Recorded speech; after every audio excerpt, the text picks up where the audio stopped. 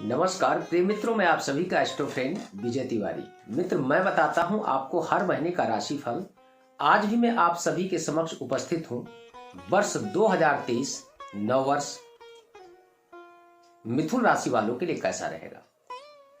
मिथुन राशि जो बुध की प्रथम राशि है, दो स्वभाव की राशि है। बुध एक ऐसा प्लैनेट से है जो मित्र शुभ के साथ शुभ और अशुभ के साथ अशुभ, जैसा कि मैंने इसके पहले वीडियो बताया कि बुद्धि वो गलत व्यक्ति भी लगाता है गलत कार्यों में और एक अच्छा व्यक्ति भी लगाता है अच्छे कार्यों में। बुध एक दो स्वभाव की राशि है, दो स्वभाव के प्लैनेट्स हैं। यानी बुध की प्रथम राशि जो मिथुन राशि है, मिथुन राशि वालों के लिए ये वर्ष, ये मंथ 2023 जनवरी का मंथ कैसा रहेगा।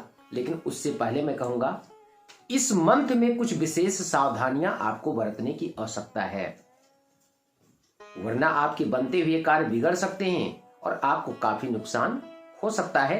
तो किन किन चीजों से आपको सावधान रहना है, उन तारीखों को भी मैं बताऊंगा इस वीडियो के माध्यम से।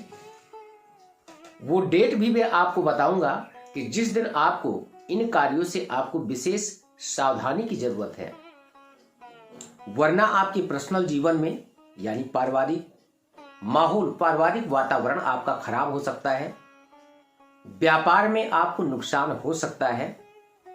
अगर आप जॉब करते हैं तो अपने सीनियर के साथ किसी कारणवश आपको कुछ समस्याएं उत्पन्न हो सकती हैं, तो उनसे कैसे बचा जाए मैं इस वीडियो के माध्यम से ये भी बताऊंगा। लेकिन उससे पहले मैं कहूंगा कि अगर अभी तक आपने हमारे इस चैनल को सब्सक्राइब नहीं किया तो एक बार आप सब प्लीज सब्सक्राइब करें, लाइक करें और शेयर करें, जिससे आप तक हर एक वीडियो आसानी से सबसे पहले आपको प्राप्त हो सके और अच्छी अच्छी जानकारियों के द्वारा अपने जीवन में उन बुरे समय में एक अच्छा सुंदर सा आपको मार्ग मिले, जिस पे चल करके अपने जीवन को आप सार्थक बना सके।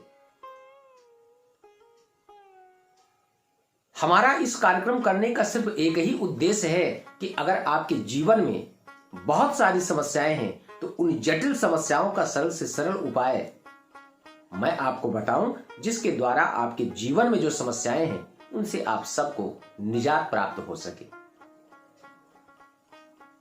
यानी अगर आपकी राशि से मैं देखूं तो बुध की राशि मिथुन राशि वालों के लिए मंथ का हाफ यानी 15 जनवरी तक आपके जीवन में थोड़ा सा तनाव भरा रहेगा। जो पर्सनल लाइफ को लेकर के भी आप थोड़ा सा परेशान रहेंगे, प्रोफेशनल लाइफ कार्य क्षेत्र को लेकर के भी आप थोड़ा डिस्टर्ब रहेंगे, लेकिन वो डिस्टर्बेंस सिर्फ मंथ के हाफ तक ही रहेगा। इसके बाद जैसे ही सूर्य का राशि परिवर्तन होगा, शनि का 17 जनवरी को राशि परिवर्तन हो रहा, यानी मकर राशि से अपने ही राशि में कुंभ राशि में प्रवेश करेंगे, तो आपके जीवन में बहुत सारे आपके लाभ मिलते हुए मुझे दिखाई दे रहे हैं।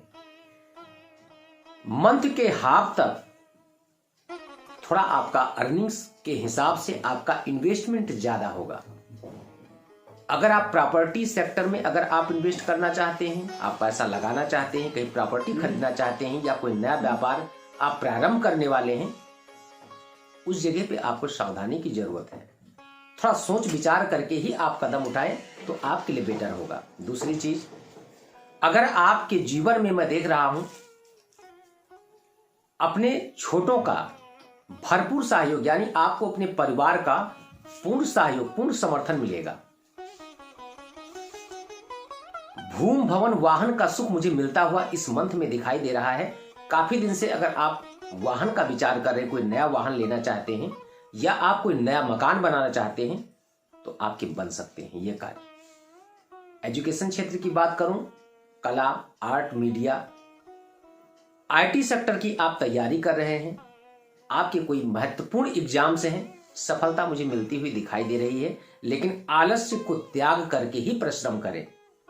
कई बार क्या होता है कि कई ज्योतिषियों से आप संपर्क करते हैं, लोग बताते हैं समय आपका बहुत अनुकूल है, अच्छा होगा, आपका कार्य बन जाएगा।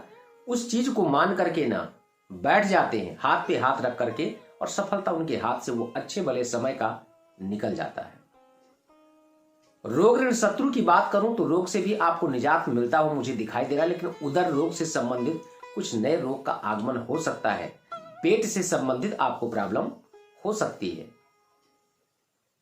अगर आपको पहले से अस्थमा यानी दमा की बीमारी है तो आपको अपने खान पान पे, अपने रहन सहन पे विशेष ध्यान देने की जरूरत है, वरना आपके पैसे मेडिकल क्षेत्र में ज्यादा इन्वेस्टमेंट हो सकते हैं। तो उससे बचने के लिए अपने आप सतर्क रहें, अपने खान पान पे विशेष करके ध्यान दें।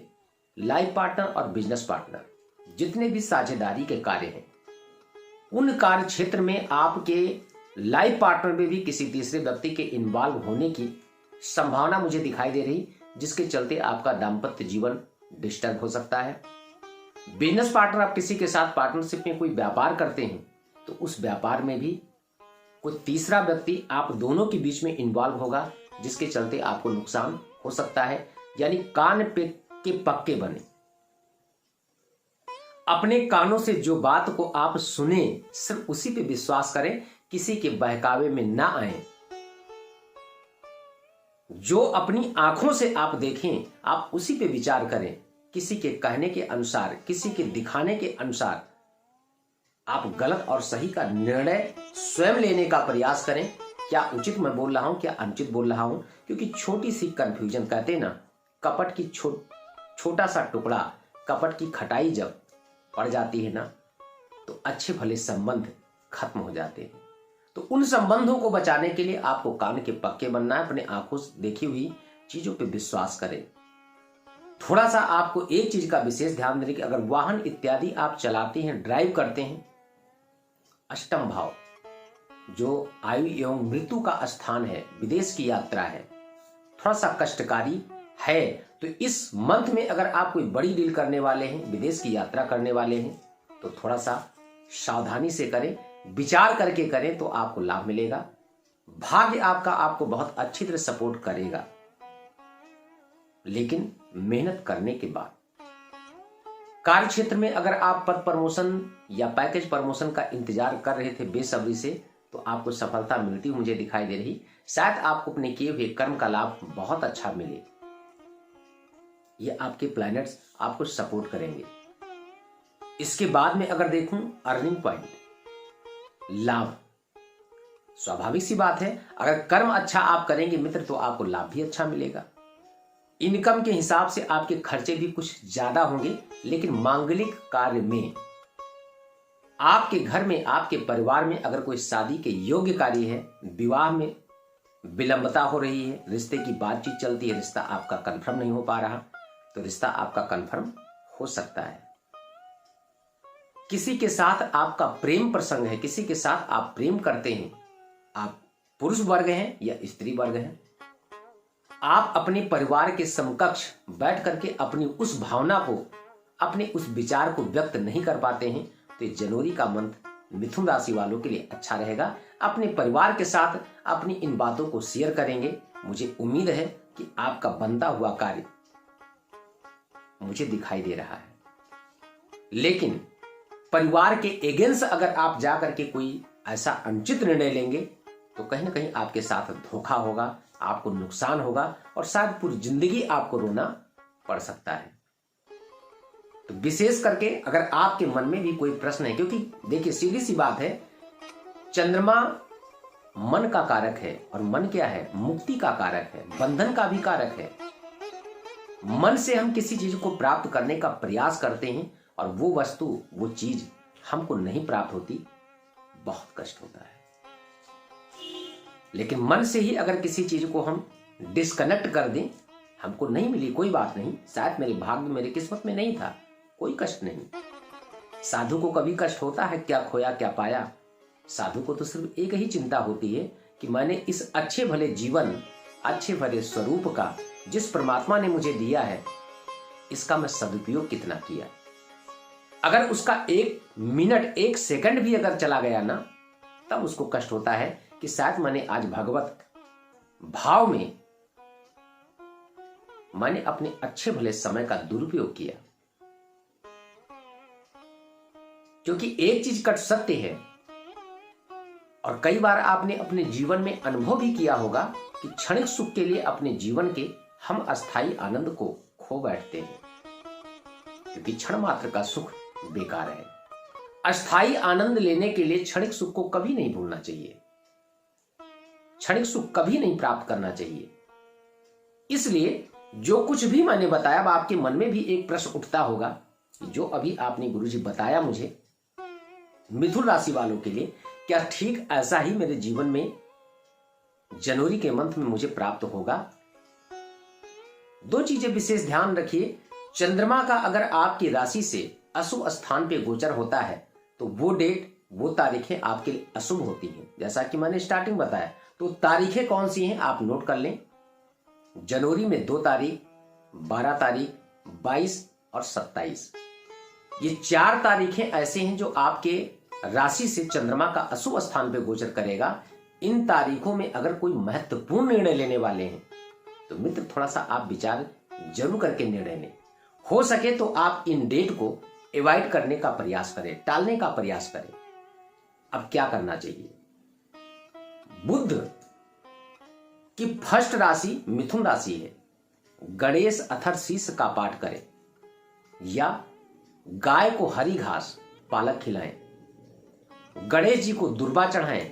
इनसे आपकी बुद्धि ठीक होगी और भगवान गणेश जी विघ्नहर्ता है। आपके जीवन में जितनी भी विघ्न बाधाएं आ रही ना, उनसे आपको आसानी से निजात प्राप्त हो जाएगा।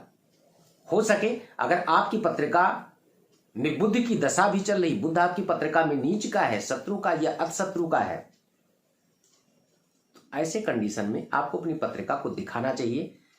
जो भी मैंने बताया ये मात्र केवल 30% आप पे डिपेंड करता है, 70% भविष्यवाणी आपकी दशाओं पे डिपेंड करती है। क्या आपकी पत्रिका में दशाएं कौन से प्लैनेट्स की चल रही, तो वो चीज आप अपनी पत्रिका मेरे द्वारा आप कंसल्ट कर सकते हैं। आज के इस वीडियो में सिर्फ इतना ही। पुनः मैं किसी अन्य विषय, अन्य टॉपिक, अन्य राशिफल के बारे में चर्चा करूंगा। तब तक के लिए नमस्कार, जय सिया राम।